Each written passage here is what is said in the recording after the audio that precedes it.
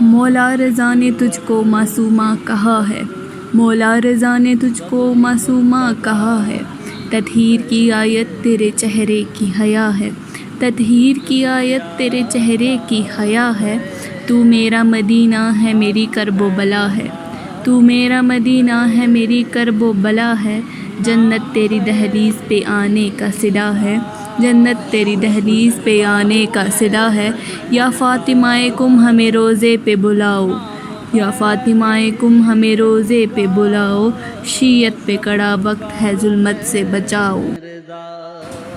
قرآن حکیم اور تاریخ اسلام کے مطالعہ سے جہاں ہم کئی نورانی شخصیتوں سے روشناس ہوتے ہیں جن کے کارنامے اور جن کی شخصیت ہر لحاظ سے نمونہ عمل ہیں، ان حضرات کے ساتھ ہی ہمیں ایسی محترم خواتین کا بھی ذکر ملتا ہے جن کو کسی بھی طرح فراموش نہیں کیا جا سکتا۔ اسی طرح اسی سلسلے کی ایک کڑی فاطمہ بنت امام موسیٰ کاظم علیہ السلام ہیں، جنہیں ہم معصومہ کم کے نام سے یاد کرتے ہیں، جن کی عظیم شخصیت تاریخ کے صفحات پر سنہرے حرفوں سے نقش ہے۔ بی بی معصومہ کم کے والد بزرگوار ہمارے 7ویں امام حضرت امام موسیٰ کاظم علیہ السلام ہیں، اور آپ کی والدہ محترمہ نجمہ خاتون ہیں جو امام رضا علیہ السلام کی والدہ ہیں۔ اس لحاظ سے آپ امام رضا علیہ السلام کی حقیقی بہن ہیں۔ آپ کی ولادت بسعادت اول ماہ ذی-القعدہ 173 میں مدینہ منورہ میں ہوئی۔ معصومہ کم علیہ السلام کا علمی مقام و منزلت بہت بلند ہے۔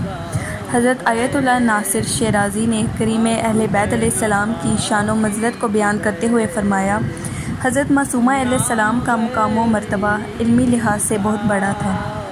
امام موسیٰ کاظم علیہ السلام کے زمانے میں کچھ شیعہ مدینہ میں داخل ہوئے تاکہ امام موسیٰ کاظم علیہ السلام سے کچھ سوال دریافت کریں، لیکن امام علیہ السلام سفر پر گئے ہوئے تھے، جس کی وجہ سے انہوں نے وہ سوالات امام کے گھر والوں کو دے دیے تاکہ جب دوسری مرتبہ آئیں تو ان کے جوابات حاصل کر لیں۔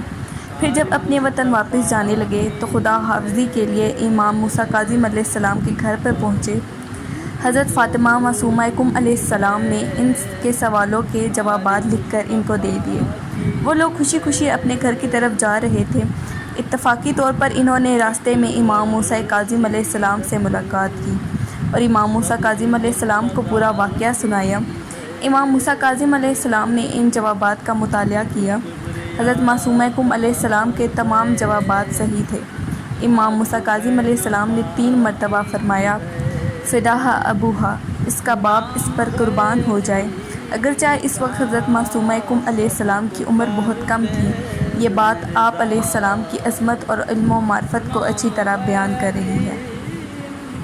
حضرت امام جعفر صادق علیہ السلام نے فرمایا، جس نے سیدہ معصومہ کم علیہ السلام کی شان و منزلت کی معرفت کے ساتھ ان کی زیارت کی، اس کا انعام جنت ہے۔ حضرت معصومہ کم علیہ السلام قم پہنچنے کے 17 دن بعد رحلت کر گئیں۔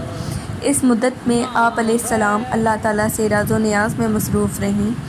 آپ علیہ السلام کا محراب عبادت آج بھی شہر قم میں موجود ہے، جسے